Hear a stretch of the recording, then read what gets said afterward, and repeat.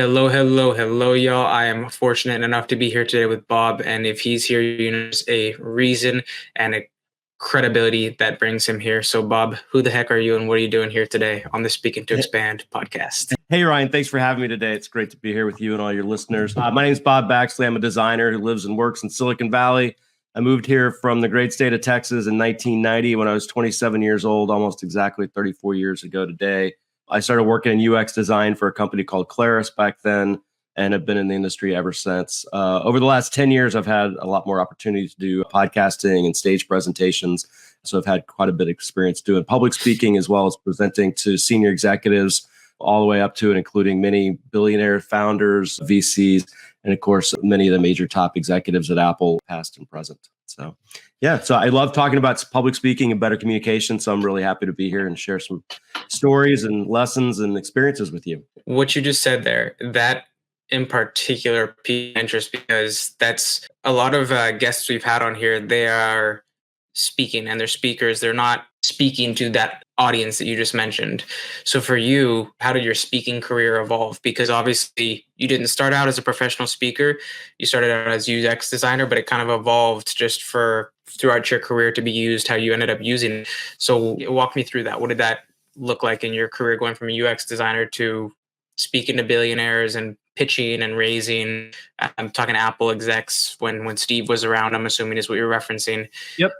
So let's unpack that. Sounds really interesting. Well, we probably have to go back a little bit before I got into UX design, because as I mentioned, I started that when I was 27. But before that, I was working in Dallas. And one of the jobs I had about a year before I moved to Silicon Valley was I got a sales job for Claris, which at the time was a wholly owned subsidiary of Apple. I got a sales job for Apple in Dallas. And that job involved me as a young person flying around the central time zone and giving demos of all the products. That was really, in retrospect, that was my entree into public speaking. And I was thinking about this earlier in the week because I talked to a lot of young designers trying to get into the industry. And my own kids now are out of college and trying to get started.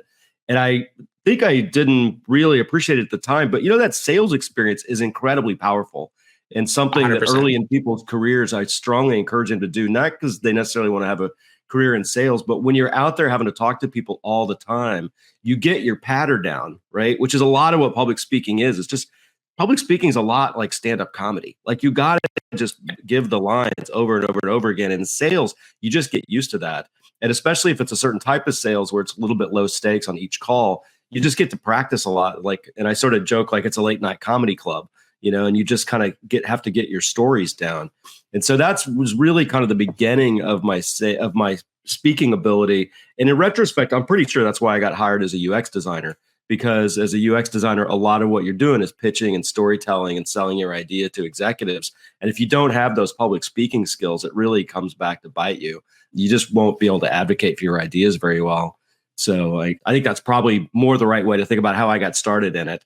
And then what happened in terms of bigger public speaking was probably kind of two things that happened. I had a friend whose son that I'd known, my friend's son, his name's Nat. I know Nat since he was an infant. And now he was at high school at Los Gatos High School here in Silicon Valley. And he was one of the kids that was working on a TEDx event there. And so Nat called me and asked me if I could give a talk at the TEDx. And I sort of very quickly said, of course, because I couldn't let down Nat. I mean, come on, it was little Natty. I had to do it, right? And then I was sort of on the hook for it. And then I kind of had to assemble a talk. And I had gone to TED quite a few years when it was still here in Northern California. So I had a sense of what TED Talks were like and kind of how high the bar for that was. So I put a lot of pressure on myself to do an amazing talk. And I can't tell you how many times I wanted to bail on it. But I just kept thinking about, I can't let Nat down.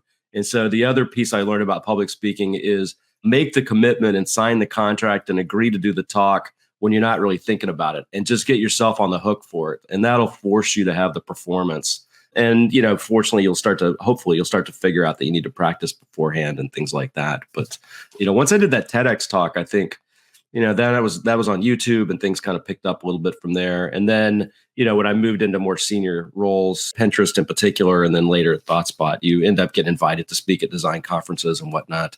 So you get more exposure and you get invited to do things like this and be on a podcast. So what role that's really interesting, did your TEDx talk have in seeming to be somewhat of a launch pad for your professional speaking? I think the TEDx talk taught me that I could actually tell stories. And it forced me to figure out how to do those kinds of talks. I can't say it led to anybody calling me up and trying to book me on stuff, but it gave me some bona fides. I mean, you can say I'm a TEDx speaker now, and that does carry some weight in the public speaking circles. And it just gave me a lot of confidence of what it was like to be on stage. And that talk is unusual. It's 3 separate stories. I sort of modeled it on Steve Jobs' commencement address from Stanford back in the day. And I just sort of realized, I can fill an 18-minute slot with 3 different short stories. And the stories were fairly esoteric. One of them's about how Dr. Seuss came to write Cat in the Hat.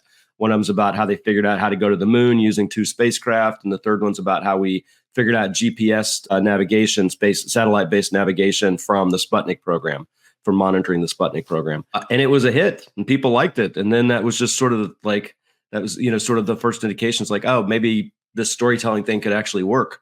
And then that kind of became my particular model for how I do public speaking. Like most of my stuff is all storytelling. There's different speakers that are like advocating for certain ideas, or there's people that get up there and kind of walk you through, and it's kind of a pedagogical type thing where they're trying to teach you something. That's not really my style. My style is more interesting stories that often have a lesson embedded in them, but it's a little bit more implicit and explicit. And that's just a style I've kind of come to on my own. So this is really interesting. How do you leverage storytelling as a speaker to communicate a message to an audience that you have a goal of persuading them in a certain direction or the other? Maybe it's fundraising, maybe it's communicating a point about UI, UX, maybe it's you want them to take action on something. How do you kind of planning the talk, months before, weeks before you actually get up on stage? How do you choose or find stories that everybody is familiar with or is not you personal stories? Like you said, I don't know what role you had in GPS, but I'm assuming none, not all that. Exactly. Right. Yeah. So how do you go picking stories from the Rolodex of stories that are out in the ether? Well, there's a lot of stories that just grab my attention because they mean something, in my case, as a creative professional. So there's something just interesting about the story. And unfortunately, my bookshelf is empty right now, but it's all out in the hallway as I try to reorganize the whole thing. But when it's filled up, you'll see about 4 of those shelves are all about the Apollo program. So there's something to me that's like incredibly compelling about the space program. And so that's a natural thing for me to talk about. And if you looked up online, you'd see that many of my public talks are about lessons from the Apollo program. I have a whole, I think it's a 25, 30-minute talk about leadership lessons from the Apollo program. Again, there's Apollo stories in this TEDx talk I'm referencing. So I found that, and I could tell you how I realized that Apollo was chock full of stories. We could get into that if you want. But, Apollo is something people love to hear about, and so it's just a gold mine of stories. And there's a lot of, you can almost pick a theme. You can say, I want to talk about collaboration. Well, you can tell the story of the ascent engine of the lunar module on the Apollo program and how you had to get these 2 companies together that actually were competitors, but the whole program depended on that. And it was these 2 guys that had to get together to make it work. So you can kind of pick a theme and I can probably come up with an Apollo story. So for your listeners, I think the thing there is find something that you're interested in more than anything, some area that has a lot of promising and interesting stories, and your passion's going to come through. Right. When you're on stage, what I always tell folks is like, look, your number one commitment your number one obligation when you're on stage is you have to be entertaining. Right. Like you've got to get up there and bring the gas and bring the energy and be entertaining. And so if you're not excited about the material and you don't really feel that there's something just incredible about these stories that you have to share, you're not going to bring that gas. And if you don't have that, the audience isn't going to be into it either. So I think probably the number one piece of advice is find some area that has a bunch of stories, and maybe it's Hollywood, or maybe it's, I don't know, it's, early oil exploration, again, the Apollo program, maybe the founding of some company. Maybe you're just like really want to nerd out on the founding of, Nintendo or something. There's amazing stories in all these endeavors, and most of them haven't been shared in a context of you trying to communicate some bigger meaning. And we can, if you want, I can also tell you how I go about setting up my talks, how I kind of design my talks from the beginning and where all those ideas, how I kind of manage all the ideas and figure out what exactly is going to make it onto the final presentation, because that's part of it as well. I was going to ask, how do you kind of format the sequence of stories and the takeaways? One is, hey, this is an important lesson. Then it's, here's why it's important. Then it's, if you believe and agree with this, like, how do you kind of segment the lesson dynamic that is, I guess, dripped out in your story or your stories? Yeah, so I saw years ago Andrew Stanton, who was one of the founding directors of Pixar. And he ended up directing, I believe he directed WALL-E, Finding Nemo and a couple other things. And he gave a great TED Talk, like main stage TED Talk, and you can find it online, Andrew Stanton. And he gave a TED Talk and he said, storytelling is joke telling. And his whole talk is about storytelling. And when I saw that, I think that really galvanized for me how I wanted to approach public speaking and how I think about what I'm doing on stage. And his whole thing was like, look, in these talks, you're sort of heading towards it's like a joke. The whole narrative is heading towards that final thing. Like, what's the final punchline of your talk? And when I walked away from hearing him speak, it got in my head that really at the end of a talk, however long time you have on stage, you only have one lesson to leave the audience with. Like, what's the one thing that a week later you're hoping they're going to remember? Because they're not going to remember your 15-minute talk, much less your hour-long talk. And by the way, nobody's got an hour worth of material. So if you ever get offered an hour speaking slot, you should try to negotiate down. Like, nobody can fill an hour. Jerry Seinfeld can barely carry an hour, man. And so, like, what's that one thing? And now what I do when I get ready to give a talk is I grab index cards. I don't have any near. Well, they're like this, they're like just regular 4x6 index cards. I grab those and I just start writing down what's the last thing I want people to remember. Like, what's the one punchline? What's the one sentence I'm going to put on the last slide that I want them to remember? And that goes on an index card. And then I sit down and I just start writing out again on index cards as concisely as possible all the slides that could possibly get me there. And it's a very physical process. For me, it only works in physical analog medium. I can sit down at a table and I can scribble out ideas for slides. I can probably do 50 slides in like 5 minutes, just scribbling them out, not drawing them, just writing down, this is what could be on a slide. And so within a pretty short period of time, like literally 5 to 10 minutes, you'll have a stack of 50 to 70 index cards. And then I go home and I spread them all out on the kitchen table. I know where it's got to end. And then it's all just like, okay, what's the sequence that gets me there? And it's just like you're mapping out the plot of a movie. And so I'll move all the cards around and throw some out and come up with some new ones. And eventually you kind of get your structure and you end up, it kind of depends on how you're giving the talk as to how many slides per minute you have. And then I leave them there for like a day or two, which annoys my family, but they just sit there on the table for a while. And the trick is I want to walk past it a bunch, and just sort of glance at it. Because when you get that kind of distance from it, you process it differently. So you just kind of sit with it for a couple of days. And I've had talks that after a day or two of looking at them, I completely rearranged them. I did that for a portfolio talk for the last job I got. I had set up my portfolio talk one way and I set it on the table. And after like 2 days, I realized that's not really the right story. And then I moved everything around and then it felt much better. And that was the story that I told and it worked because I got the job. So for me, there's something, very useful about just being able to see the slides on a table, look at the whole thing and sit with it. And then once I'm done, then I just, once I have it set, then I just pick up the cards. And when I sit down at the computer to work on the slides themselves, it's all just a matter of producing the slides that are on the card. I'm not sitting at the computer trying to invent the talk, which is just way more than any normal person can deal with. I just simplify the creative act into there's one portion where I'm trying to figure out the structure of the talk, and there's another where I'm trying to produce the slides. And those two never really meet. And that streamlines stuff a lot for me. And so I was talking to some people that used to work as like speaking bureau decision makers, choose which people they want to have at their events. And they validated one point with me, which is people don't remember always the content of your talk, but they'll remember how it made you feel. And then I spoke at an event in Atlanta and I spoke to one of the audience members that had listened to someone speak, this woman that actually won the competition. And one of the audience members, I said, so what was it about her talk that, made you vote for it? And she said, well, I don't really remember what she said, but I just remember how it made me feel. I laughed and I felt sad. And then it was really interesting. I was super engaged. And then I felt this way, but I don't really remember everything she actually said. And so for you, how do you integrate emotion into these stories that communicate the message to lock the message into the person's head through triggering an emotion that is lockstep with that message? Well, I think, again, as a speaker, I've gotten really clear in my own style as to what emotion I'm trying to leave people with.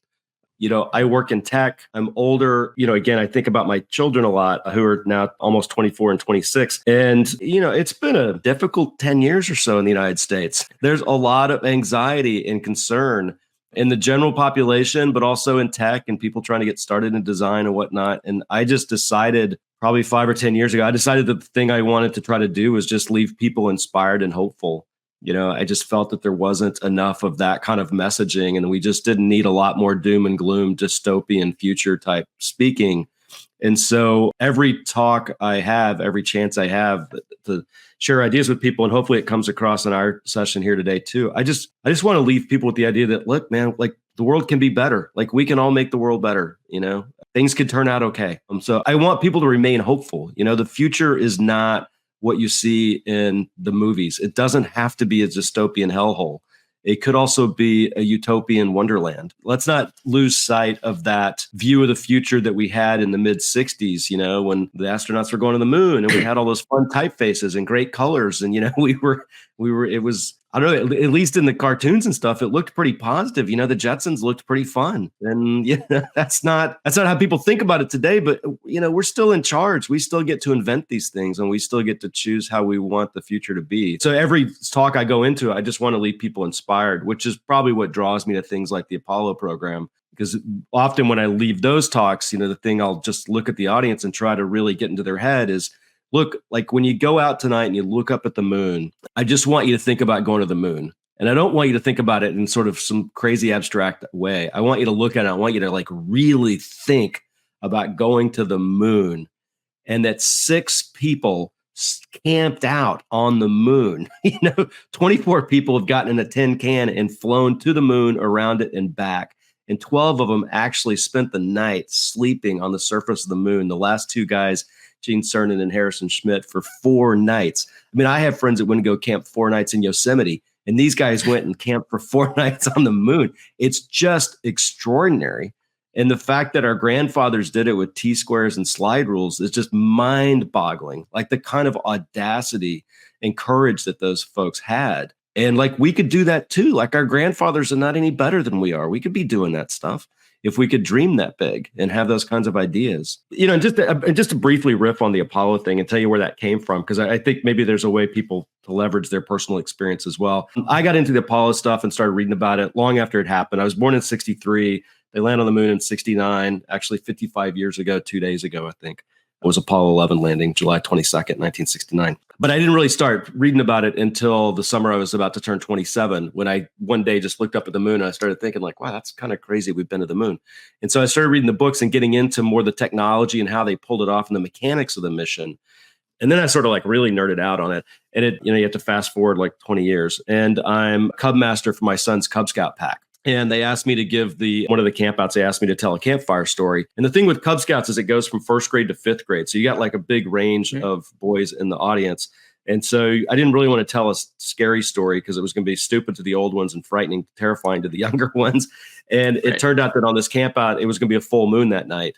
And so I just decided to tell the story of Apollo 11, which I can tell unaided for like half an hour. And I can talk about how they went to the bathroom and how much it smelled in the capsule and all sorts of things that are interesting and fun for young kids. And the boys were just like totally into it. Like it just completely held their attention. And I never really talked about Apollo publicly before.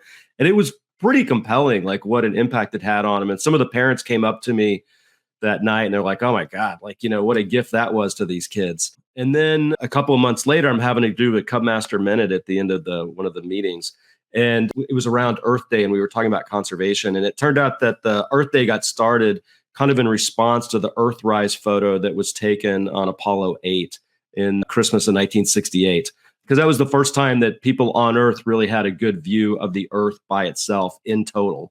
And that sparked kind of the environmental movement. And so I got to talk about Apollo again because I could tie it to conservation. And so there was this incredible moment for me where I'm on stage and I'm looking out at all these kids and their dads are kind of sitting around the perimeter. And I'm like, so I'm going to tell you guys another story about Apollo. And like all these little kids they kind of like looked up at me like, oh my God, Cub Master Bob's going to tell us another Apollo story, and their dads kind of got out of the chairs and sat with them because it's Silicon Valley. Like, in Silicon Valley, like most everybody's father, like my generation, their fathers are the guys that worked on the program.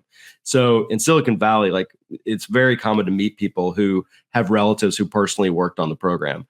And I remember watching them just respond to that I was going to tell another Apollo story.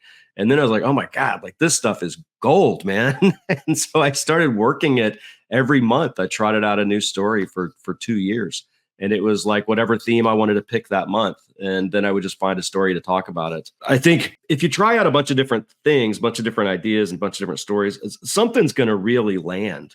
And once you figure out what lands, you got to just work that thing hard and not take it for granted and realize that you've stumbled on something unique and special to you that means something unique and special to the audience. And that bond is what you really need. And, comedians build careers out of having like 5 of those. And so you could build, a meaningful speaking career if you just had 1 or 2 things that like really connected to the audience. It was really meaningful to you.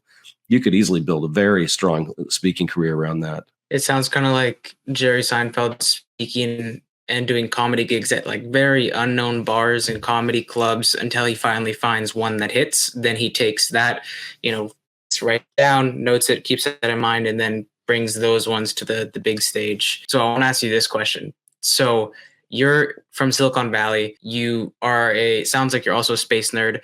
You leave people with inspiration and you're hopeful about the future. So we obviously know what's going on with space and Musk, which is amazing. I'm super amazing to see the future with what they got going on over there.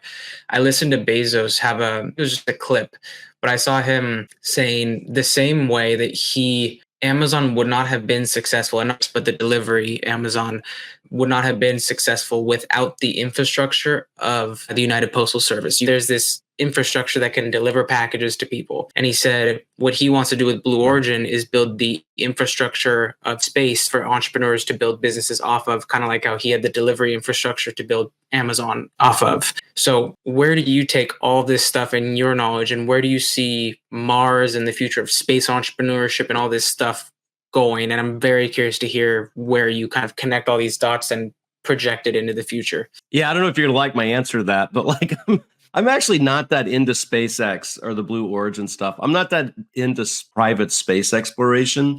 I thought there was something special about the Apollo program because we did it.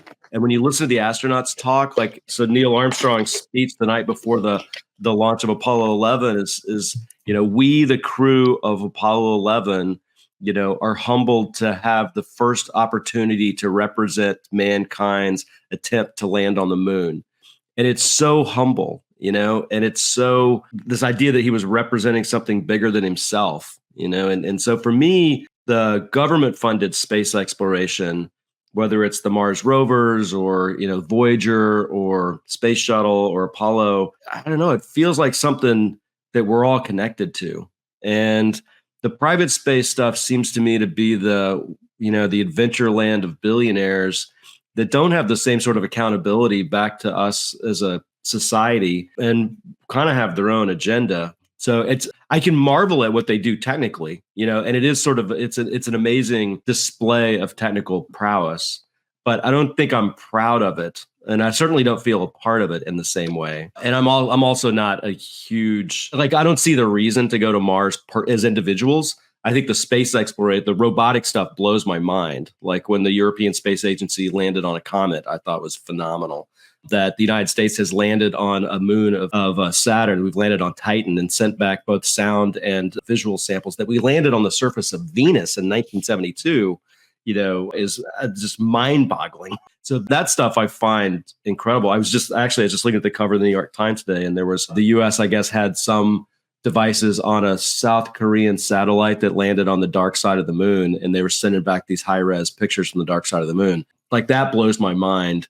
In a way that SpaceX just doesn't. And the thing about going to Mars, like when you go out and you look at the night sky, like you can see the moon. I mean, it's there. Like you can imagine going to the moon. And people have to remember that the moon program was launched with the Kennedy speech at Rice University in 1962 was when things really got underway.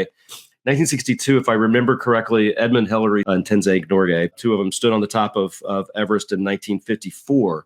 So you're really only talking like an 8-year gap between summiting Everest. And the only thing after Everest that any explorer can possibly conceive of is the moon. So I kind of think of the Apollo program as the end of the age of exploration rather than the beginning of manned space exploration, right? It's sort of the end of this thing. It's the last thing to go to. And Mars is this little red dot in the night sky that the vast majority of people couldn't pick out. It's so abstract that I don't think it moves the human soul in quite the same way.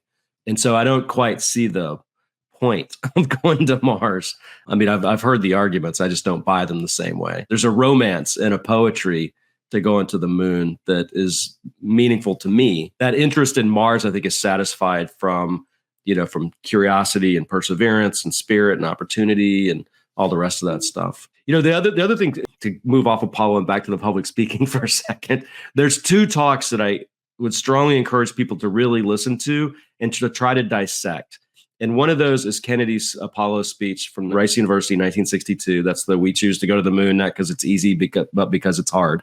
It's a 17-minute talk. It is the consummate TED Talk. It is incredibly well written. You can obviously watch the video, but you can also download the transcript and read that. And I encourage you to look at it and really dissect it and think about the sequence of things that he's rolling out, because he talks about the budget. He talks about the technical challenges. He sets the stage for where we are in history. There's 2 times that he uses this really interesting technique of drawing these concentric circles when he says something like, we stand at this University of Rice, in this city of Houston, in this state of Texas. And then at another point, he says something, I think, in this city of Houston, in the state of Texas, in this country, the United States. So he on 2 different occasions, has this really interesting technique where he's building these concentric circles of loyalty and association to try to animate and excite the audience. He's got 2 one-liners that were almost ad-libbed on the spot. There was one where he says, "Some people go to the moon. Why go to the moon?" He talks about all these other hard things. And he says, why does Rice play Texas? Because he's at Rice University in Houston, and Rice obviously is a much smaller school and always gets slaughtered by Texas in football. And so he kind of throws in this ad-lib line about that. He also makes one reference to how hot it is. He compares it to the surface of the sun. They were written in the manuscript at the last second in his own handwriting. So there was also something that he brought to it, like in the moment. So, one of my talks that I give about the leadership lessons of Apollo, I break down that particular speech. And the reason I think that speech stands out is because it is the only moonshot speech that's ever been given that actually resulted in a moonshot. Because in order to result in a moonshot, you actually have to go to the moon. And that's the only speech that's ever done it. And so in that speech, he launches a program that lasts for more than 8 years, lasts for over 10 years, involves 400,000 Americans to build stuff, and spends an enormous amount of money. I can't remember what it was, but it's like 2% of the federal budget. It was some insane amount of money for the program. So just as a model for a speech, it stands alone among almost any other modern speech. So I definitely listen to that. The second one I'd listen to is Steve Jobs' announcement and unveiling of the iPhone at Macworld in, I think it's 2007, in January of 2007, when they unveiled the iPhone. And just watch how he leads up to unveiling the iPhone. And the really fascinating thing in that talk is at one point he starts talking about what at the time were called PDAs. So this would be like the Palm Pilot and the BlackBerry and those sorts of devices. And everybody in the audience and everybody watching had one of those devices in their pocket, including me. And this talk goes on for 30 minutes. And by the end of like when you walked in and you had that device in your hand, you thought you were living in the space age. Like this was the most modern, unbelievably cool device you could possibly imagine having. And 30 minutes later, you wanted to throw it in the trash because it was such a piece of garbage and so out of date. And how he transforms people's thinking is just unbelievable. And that one's worth watching for sure. It is probably the single greatest product announcement certainly I've ever seen, just in the way that it completely reset how people were going to think about a problem space. It's really quite profound, and I think stands alone amongst all of his product announcements. Have you applied that framework that Steve used to other talks that were like to maybe hire up people or to persuade someone to make a decision of some kind, or what would it look like? Yeah, so I got to present to Steve a couple of times, and one of the things I learned about presenting to Steve and about presenting to high stakes executive audiences is that you have to communicate. And I use this framework of you have to communicate in headlines and not punchlines. Like when you're doing executive presentations, you don't get to do the wind up. Like they don't have time for it. They already know you. They know the context. They're not going to sit through the whole wind up of a punchline style story. Right now, you can do it if an audience is there and you've got the stage and it's like at a conference or something, because that's sort of what they're warmed up to. And you've earned some space by just being on stage, right? That you're one of the people they came to see. And so you've earned some credibility to have the time to be able to put together a punchline style talk. When you're presenting to executives, you got to go headline, which you got to just, in my case of design work, you got to just show them the comps. And like, that was kind of drilled into me at Apple, and I've used it elsewhere. It's like when I walk in to show something to a team now, it's like there's nothing. There's a title slide on the presentation, and I just look at them. And one other tip I'll say is I always get up from the table. I never sit at the table and try to talk when the TV or the slides are down at the other end of the room. I get up, I walk down by the screen, I'm pointing at stuff on the screen, I'm moving, I'm animated, I'm making eye contact. It's a very physical kind of thing, which a lot of younger designers don't do. They kind of sit quietly at wherever they are at the table and they try to talk from there, and it's very not compelling. So anyway, I'll get up at the front of the room and I'm like, okay, let's go through XYZ. And I'll just immediately be into the deck, into the design work. And I'm always trying to tell a story of how a user would operate the software to achieve a real world goal, right? I don't show a slide. I don't show a screen. Sorry. I don't show like a web page and then explain everything you can do on the page. For example, when I had the honor of presenting the Apple Store app to Steve for the first time, that was right before the iPhone 4 came out. And the Apple Store app was going to allow you to buy an iPhone using an iPhone, which turned out to be the most efficient way to buy an iPhone because we already knew that you had a data plan and we could skip all of the cell phone activation stuff. And so when we presented that to Steve, it was like, Steve, let me show you how you would use the app to buy an iPhone. And I take him through that. I don't try to show him screen by screen, like, let me walk you through the app and show you this page does this and that page does that. That's like walking through somebody through the end user documentation, right? That's not compelling and it's not a story. If people watch Apple's keynote that just happened a couple of weeks ago, that was the big AI announcements. In particular, if you go watch the woman when she was talking about the new features in Siri, she sets up a story. She's like, I live in this city in the Bay Area. My mom's coming in at the airport. We're going to go to lunch at this other place. I need directions. I need to coordinate the time. I got a restaurant reservation on the hook. My mom's flight is late.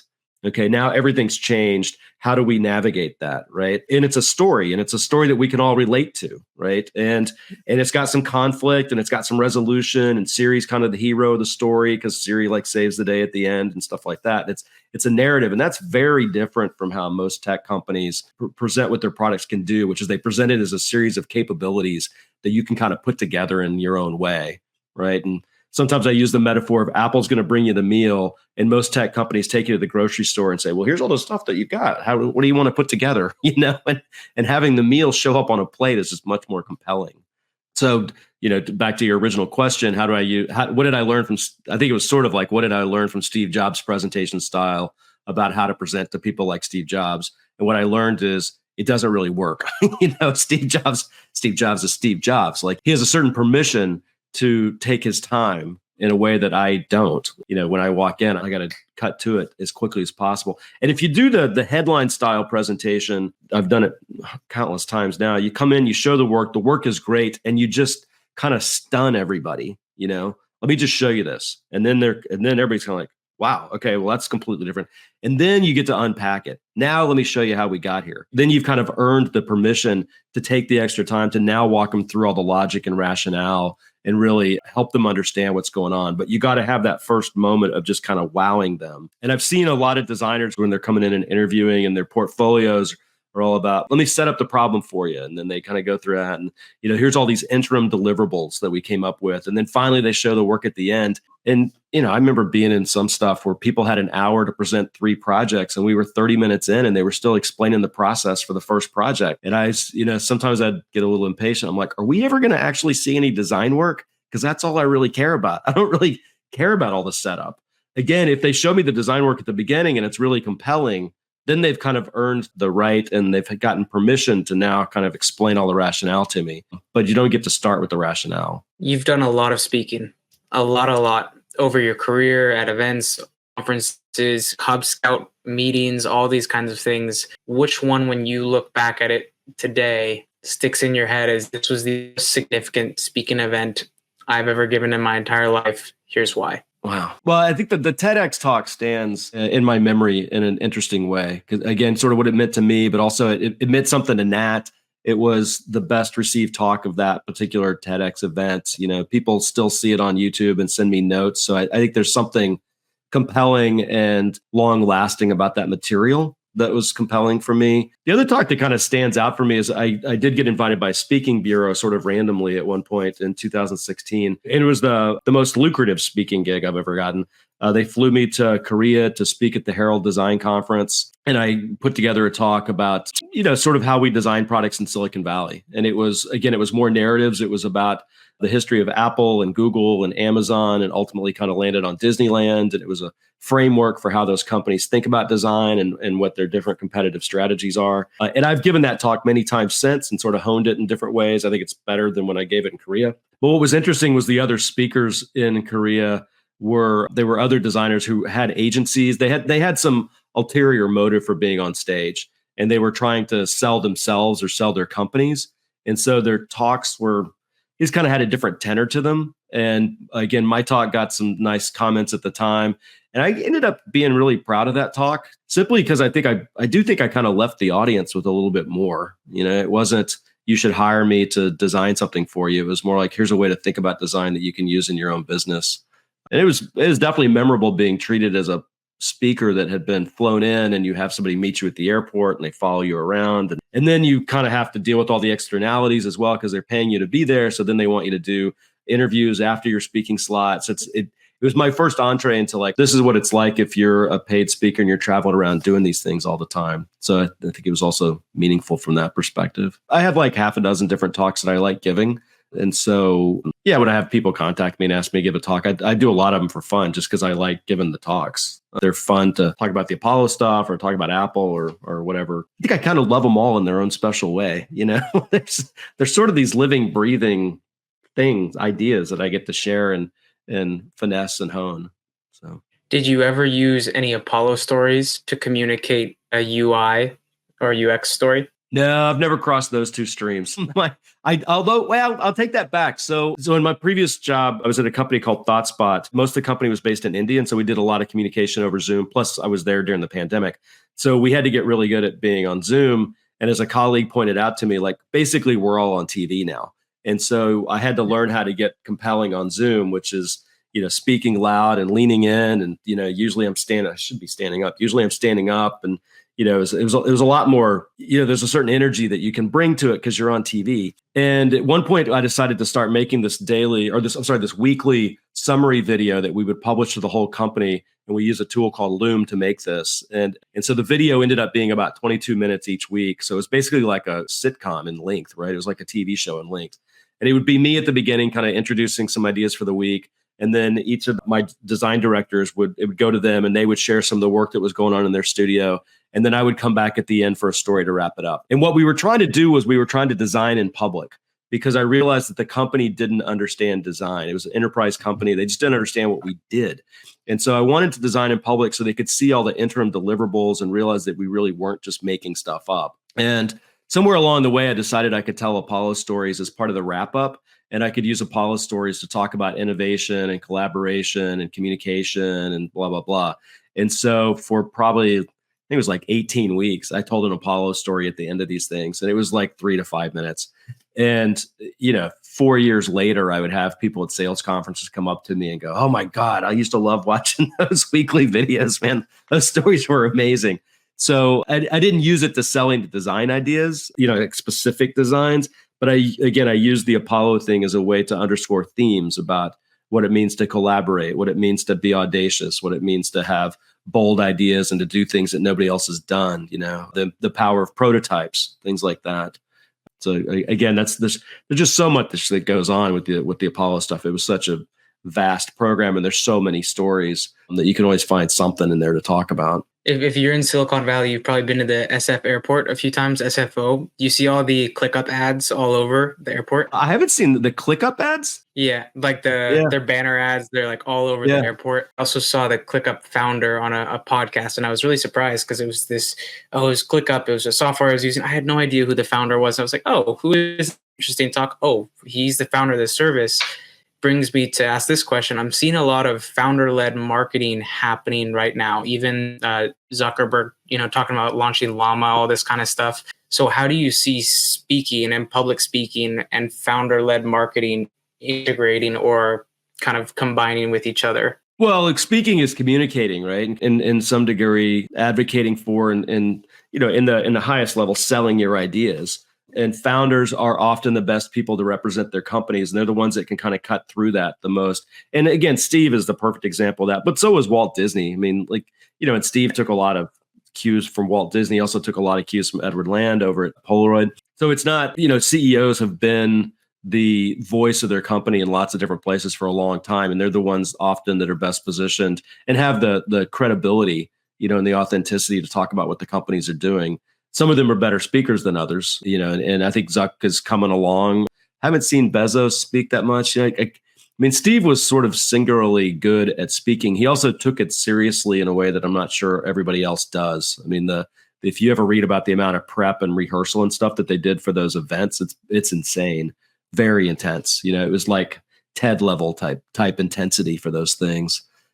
I think Brian Chesky's doing a pretty amazing job talking about what they're doing at Airbnb. I think Dylan Field has gotten where he's doing a really good job with Figma. He was the guy that was presenting all the new Figma release stuff at Config this year, which is just a couple of weeks ago. And he had, Dylan's up there with, I think it was 8,000 people in the audience. Like, that's an intimidating group to have to address. Yeah. And he did, by all accounts, he did a great job. So I think to be a founder at a tech company, you kind of have to be a great public speaker. It's the same thing with politicians. Like politicians, and we're seeing it now in the election. But I'm sort of stunned, frankly, when you look at some of these congressmen and how poor they are at public speaking. I'm kind of wondering how they got those jobs. But the leaders that really set themselves up generationally are the people that know how to give a speech. Whether that was Kennedy or FDR. I think Obama's talks were quite compelling, and I think that some of our, I think Biden struggled with that. Like, his speeches, he was never known as a great orator, and oratory matters. And it mattered since the Romans. So it's a skill people need to figure out and practice, and I'm just going to double down on this practice thing, because one of the things that I've did over the last couple of years during the pandemic, there's a website called ADP List. It's adplist.org, and it's a mentoring site for designers. And so you can sign up there as a young designer and talk to designers like myself who have signed up to be mentors. And there's thousands and thousands of people on this site. And I'm sure they exist for other careers as well. And what I realized is I could use, although on ADP List, I would have the young designers coming to me and asking for advice. So that was kind of what they were getting out of it.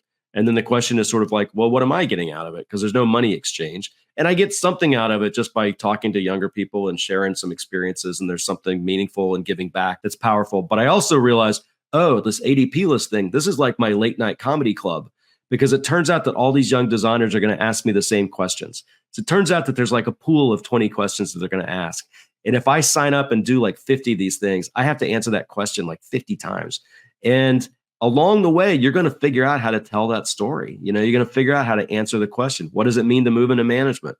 Well, I have that bit now. What was it like to present to Steve Jobs? I got that story now. Like, whatever it is, I got a whole list of them that I have now sort of realized I should just make videos against each one of these questions, because that scales better than me answering them one at a time. But the thing I'd mention to your audience is find some mechanism that can be your late night comedy club so you can practice. It can't be when you finally get on stage, and it can't be you reciting it in your head or trying to do it by yourself in your office, or maybe giving it to your wife or your girlfriend or whatever, and just, sharing it with them with a friendly audience. It doesn't work that way. Like, you got to find some way that you can get a stranger's attention long enough to go through your talk so you can practice it. Early on in my career, there was a couple of times, like the first time I would give the talk was when I actually gave the talk, which was the case with the Los Gatos TEDx event. Like, the first time I ever gave that talk was when I walked on stage to give the talk.